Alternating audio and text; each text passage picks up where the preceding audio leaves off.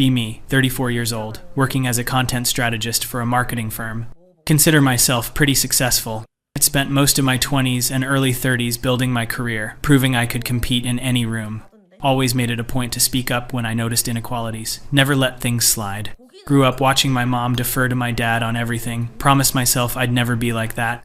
She had a degree but gave up her career to raise us. Always seemed slightly resentful. Vowed to myself that I would never compromise my ambitions for anyone. Lately been really active in this online community where we discuss workplace dynamics. Not going to name it because it doesn't matter, but it's where a lot of professional women share experiences.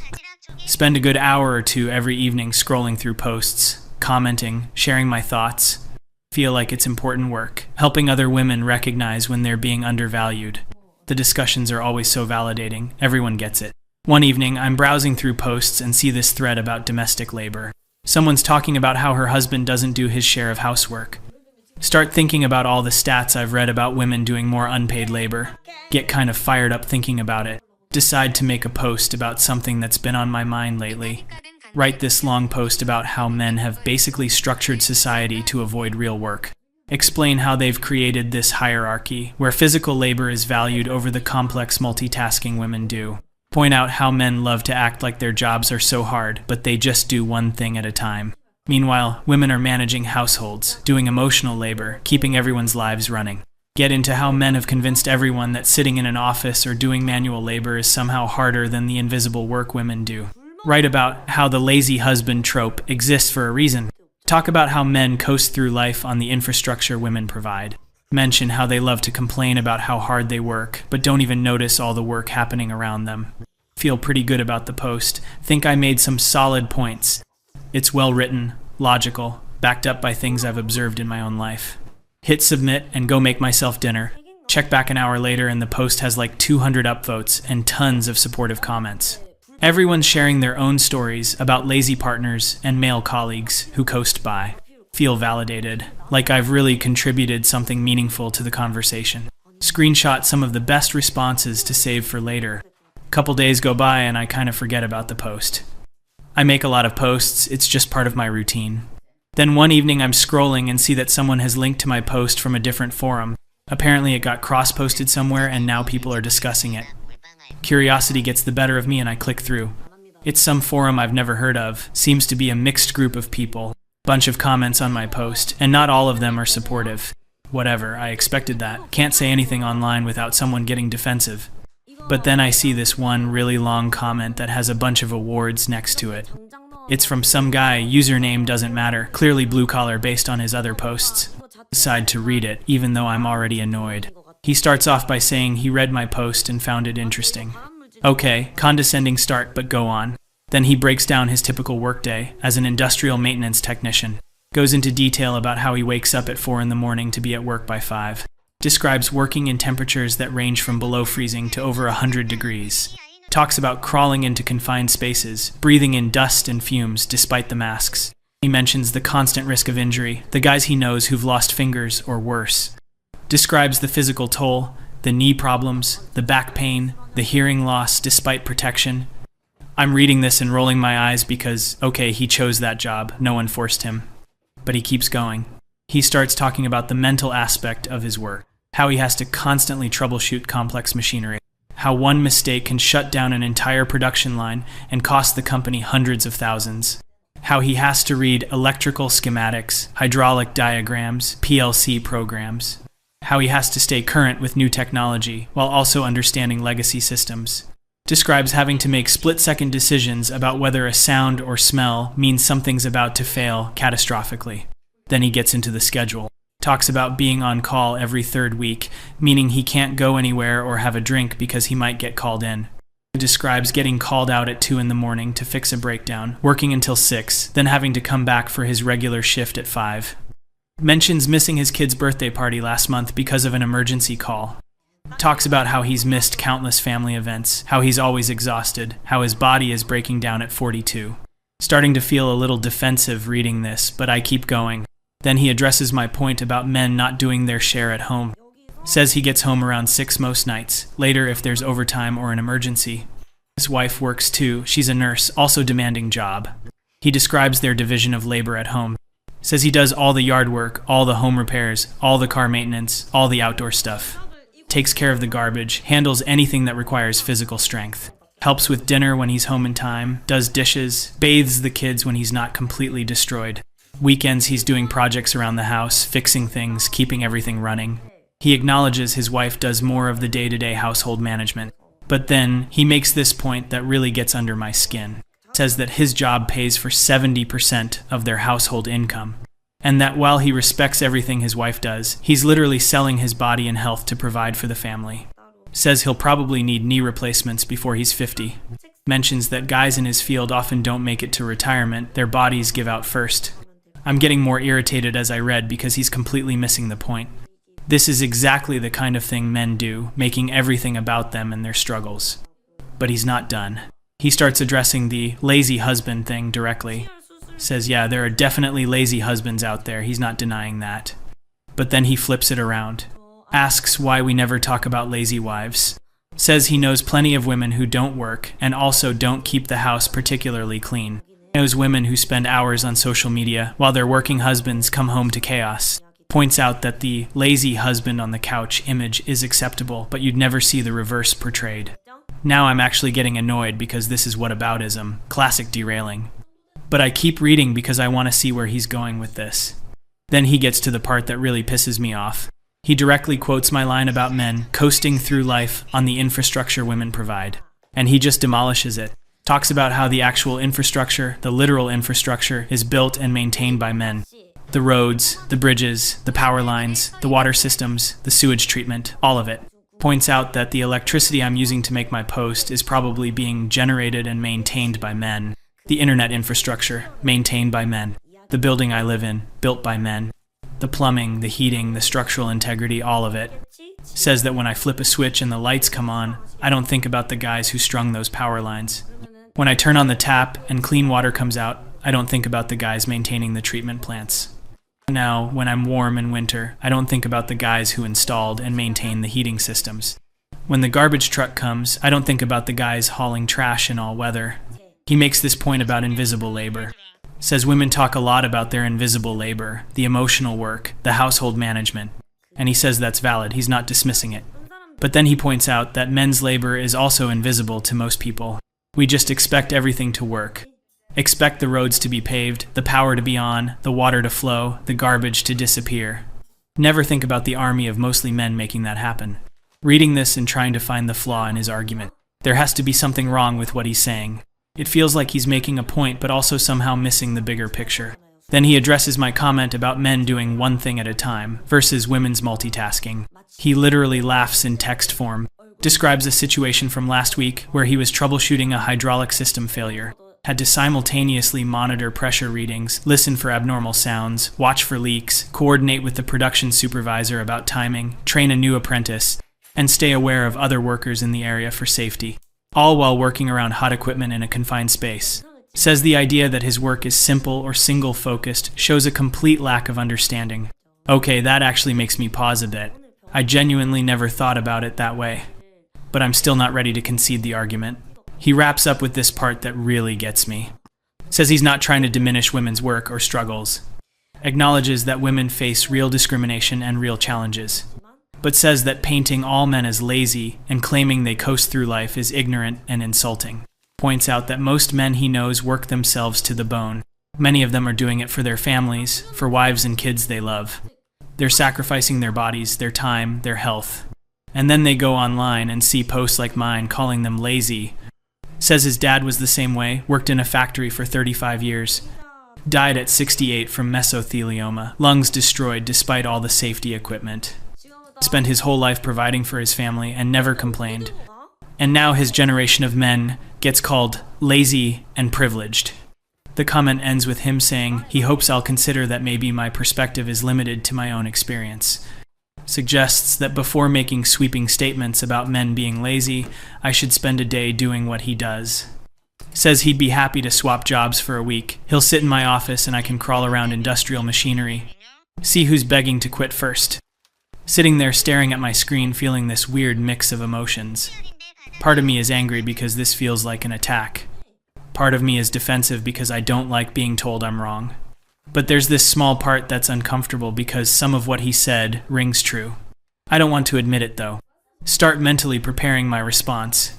Going to point out all the things he's missing about systemic inequality. I'm going to explain how his individual experience doesn't negate the broader patterns.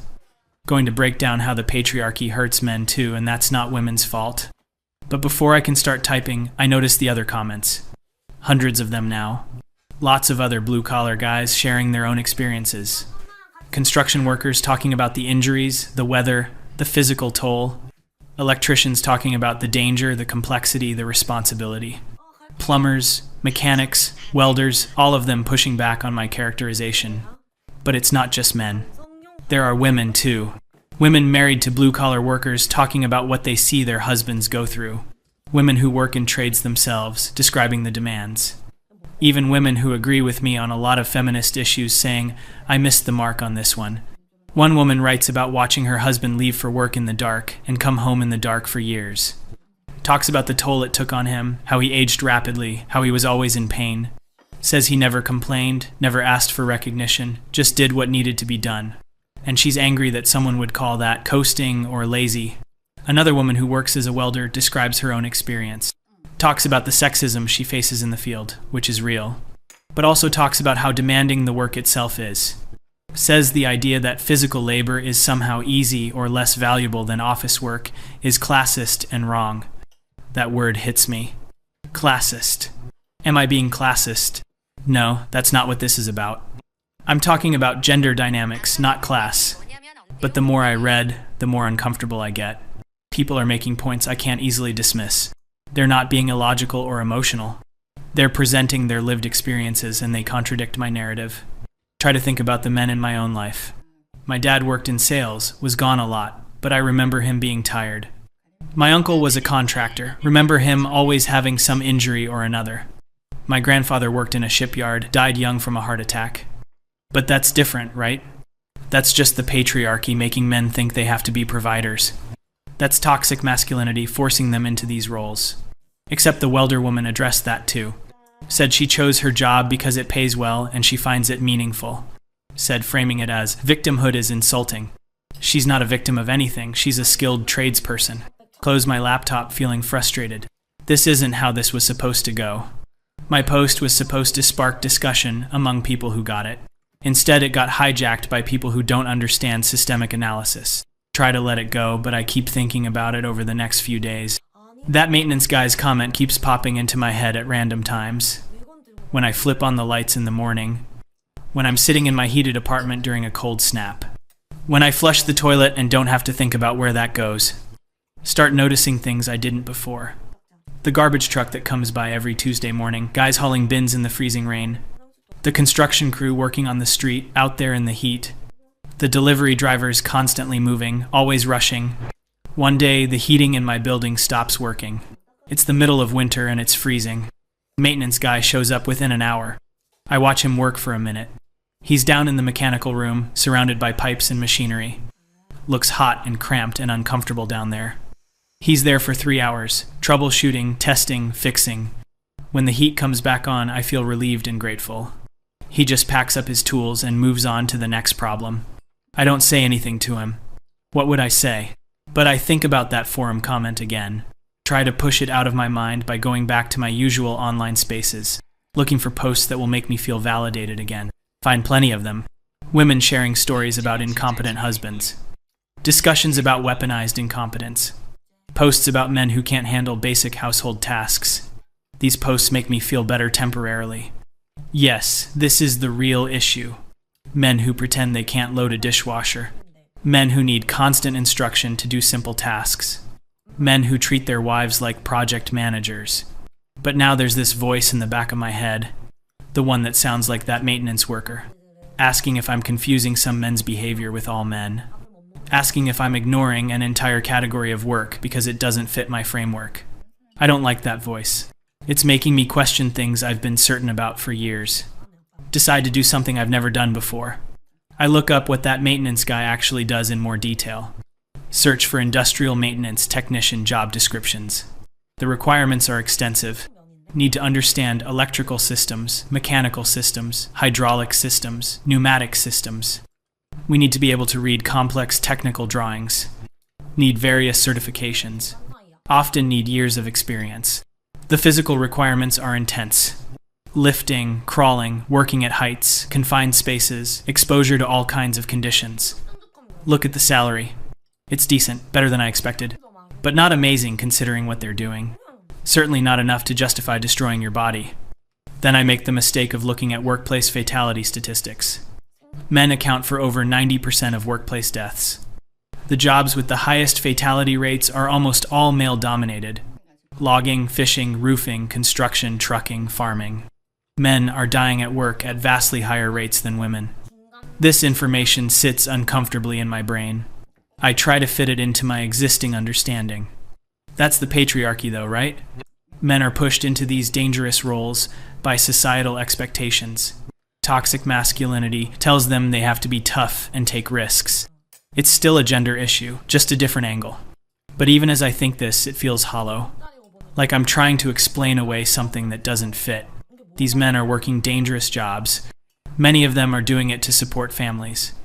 And calling them lazy seems, in retrospect, incredibly insulting. The really uncomfortable thought creeps in. The one I've been avoiding. What if I was wrong? Not about everything, not about feminism or equality or women's struggles, but about this specific thing. What if that post was ignorant and unfair? I don't want to admit it. Admitting it feels like betraying something important. Feels like giving ground to people who want to dismiss women's real issues. Feels like agreeing with men who derail every conversation about sexism. But sitting here in my comfortable apartment, climate controlled without me thinking about it. Electricity flowing without me understanding how. Water coming out of the tap, clean and safe. Internet connection stable and fast. All of it maintained by people I never see doing work I don't understand. And I called the people who make this possible lazy. Said they coast through life. Dismissed their labor as simple and easy. The worst part is realizing that I did exactly what I accuse men of doing. I made invisible labor that I don't value. Because it's not my labor, because it's not what I do, I decided it was less important.